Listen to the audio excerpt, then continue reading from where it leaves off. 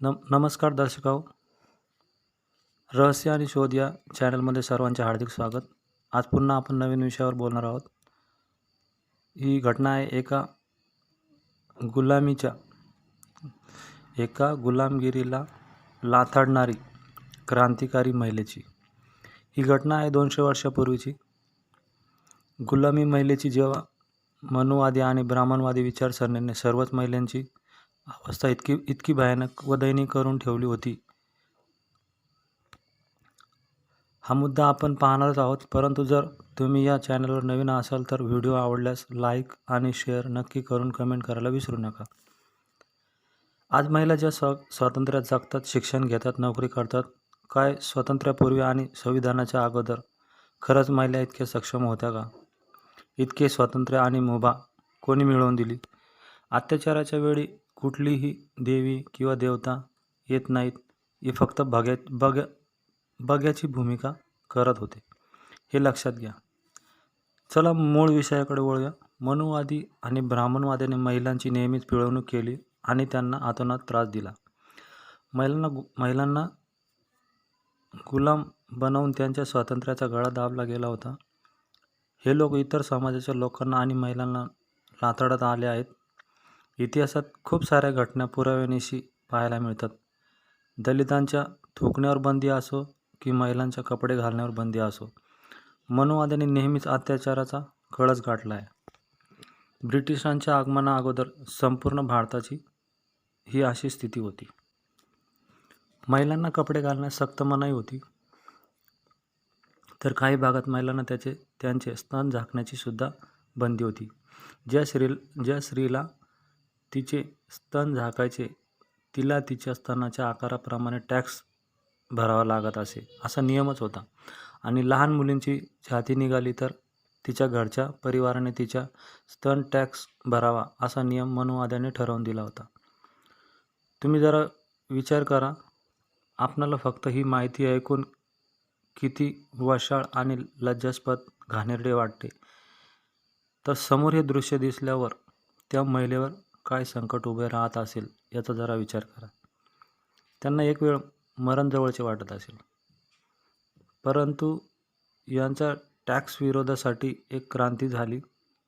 त्या क्रांतीने मनुवादी आणि ब्राह्मणवादाच्या तोंडाला काळे फासले. अशा क्रांतिकारी महिलेची आपण आज चर्चा करणार आहोत.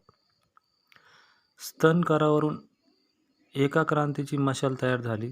घटना आहे 19व्या शतकातील, म्हणजे 200 वर्षापूर्वीची.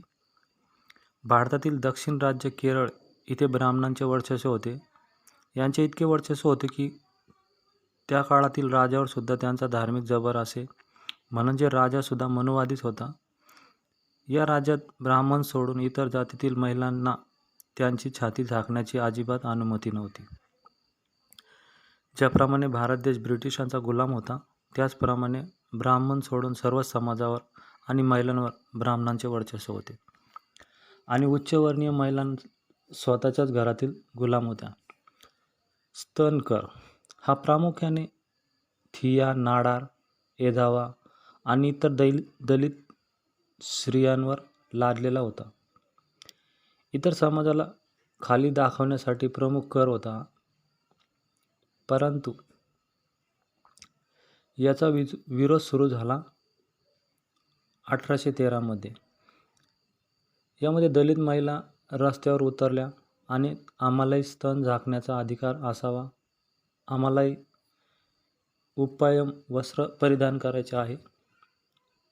उप्पायम हे एक वस्त्र होते जे उच्चवर्णीय महिला त्यांचे स्तन झाकण्यासाठी वापरत असे.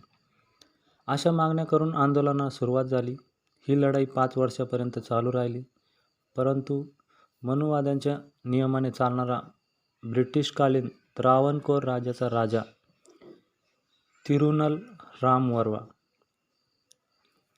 1819 मध्ये असे आदेश काढले की दलित महिलांना कपडे घालण्याचा कुठलाही अधिकार नाही.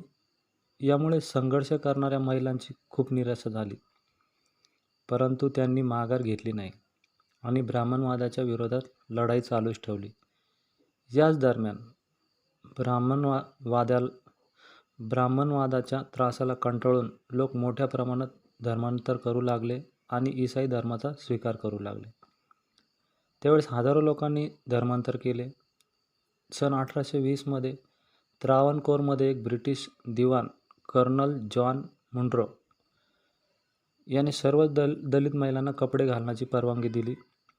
जे धर्मांतर करून ईसाईमध्ये गेले त्यांच्या महिलांच्या समस्या अजूनही संपल्या नव्हत्या. त्यामुळे कर्नल जॉन मुन्रोचा ब्राह्मणवाद्यांनी खूप मोठा विरोध केला आणि म्हणाले की जर दलित महिलांना कपडे घातले तर आमच्या महिला आणि दलित महिलांमध्ये काहीच फरक उरणार नाही. त्यामुळे खूप मोठा विरोध करून त्यांनी जाळपोळ सुरू केली. सर्वत्र अशांतता निर्माण झाली. म्हणून ब्रिटिशाला आपले दिलेले आदेश मागे घ्यावे लागले. त्यामुळे ज्या महिला आंदोलन करत होत्या त्यांचा मोठ्या प्रमाणात शारीरिक छळ होऊ लागला, त्यांना त्रास देऊ लागले. म्हणून या महिला अधिकच भडकल्या आणि ठरवले की आता काही झाले तरी माघार घ्यायची नाही आणि आपला अधिकार मिळूनच राहायचा. 1813 सुरू झालेले हे आंदोलन आता 1829 पर्यंत पोहोचले आणि आता दलित महिलांसोबत ईसाई धर्मातील महिला आणि उच्चवर्णीयातील काही महिला देखील सहभागी झाल्या. त्यामुळे ब्राह्मण लोक म्हणू लागले की ईसाई लोक आमचा धर्म नष्ट करण्यासाठी महिलांना आंदोलन घडवून देण्यात मदत करत आहेत. मनुवाद्यांनी या आंदोलनाला तडा जाण्यासाठी सर्वच प्रकारचे प्रयत्न चालू ठेवले.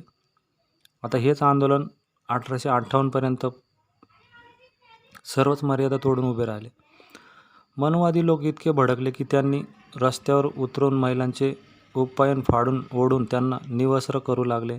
याच आंदोलनात नंगेली नावाची एक महिला होती. तिच्या मस्तकात आगीचा डोंब उसळला होता. तिच्या पतीनेही या आंदोलनात मदत करण्याचे तिला दर्शवले होते. त्यामुळे लगेच दुसऱ्या दिवसापासून ती स्वतःचे स्तन झाकून राहू लागली. त्यामुळे ही वार्ता वाऱ्यासारखी पसरली की नंगेली आपली छाती झाकून वावरत आहे परंतु टॅक्स देत नाही. मग काय? लगेच सरकारी अधिकारी आणि मनुवादी टॅक्स घेण्यासाठी नंगेलीच्या घराजवळ आले. तिच्या छातीचे माप घेतले आणि टॅक्स ठरवला आणि तिला टॅक्स मागू लागले. त्यानंतर नंगेली घरात गेली आणि तिने वेळेने तिचे स्तन कापून केळीच्या पानावर घेऊन बाहेर आली. टॅक्स अधिकारी आणि मनुवाद्यांची तर बोलतीच बंद झाली आणि ते घामाघूम होऊन घाबरून पळू लागले. परंतु अति रक्तस्रावाने नंगेलीचे काही वेळातच मृत्यू झाला व तिच्या पतीला ही घटना सहन झाली नाही. म्हणून तिच्या पतीनेही जळत्या सरणावर उडी घेतली. त्यांना कुठलेही मूलबाळ नव्हते. त्यामुळे त्यांचं नाव नंतर कुठेही घेतले गेले नाही. आंदोलनकर्त्या महिलांना ही वार्ता कळाली आणि त्यांचा विद्रोह पूर्ण राज्यात पसरू लागला आणि महिलांनी मनुवादाच्या तोंडाला काळा पुसण्याचा निश्चय केला. दलित लोकांनी उच्चवर्णीयावर हल्ला सुरू केला होता. सर्वत्र जाळपोळ सुरू झाली. परिस्थिती खूपच भयानक झाली.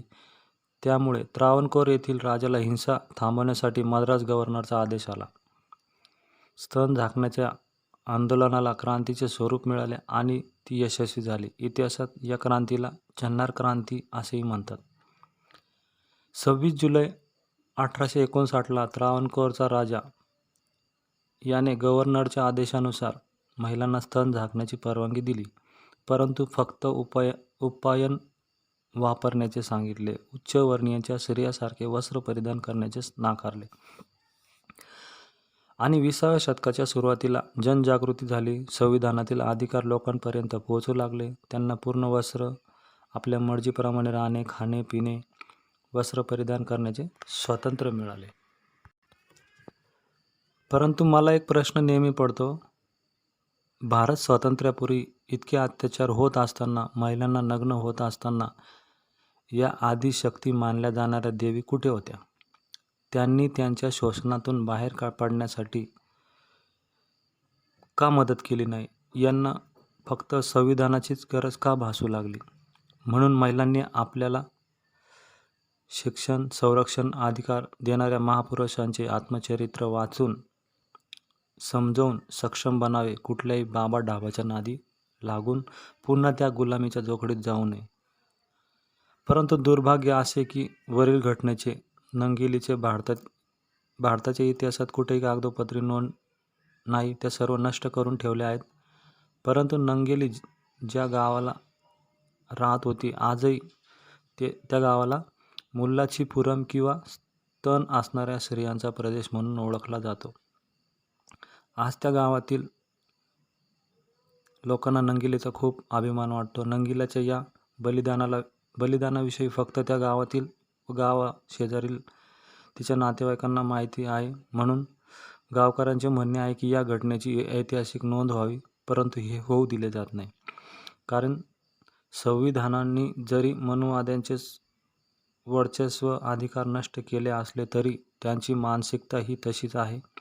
म्हणून आजही महिलांवर अत्याचार होत आहे. कारण जोपर्यंत ही मानसिक रोगी आपल्या डोक्यातून मनुवादी विचारसरणी बाहेर काढत नाही, तोपर्यंत महिला असुरक्षितच आहे. म्हणून महिलांनो, कुठल्याही बाबा ढाबाच्या प्रवचन, पारायण या उपवास यापेक्षा राजमाता जिजाऊ, सावित्रीबाई फुले, झलकारी देवी यांच्या विचारांची मशाल विझवू देऊ नका. त्यांचा आदर्श घ्या, नाहीतर पुन्हा ही मनुवादी विचारधारा तुम्हाला गुलाम केल्याशिवाय राहणार नाही. आजच्या पुरते एवढेच सांगून रजा घेतो. माहिती आवडल्यास सबस्क्राईब करायला विसरू नका, कारण अजून खूप काही नवीन माहिती घेऊन यायची आहे. धन्यवाद.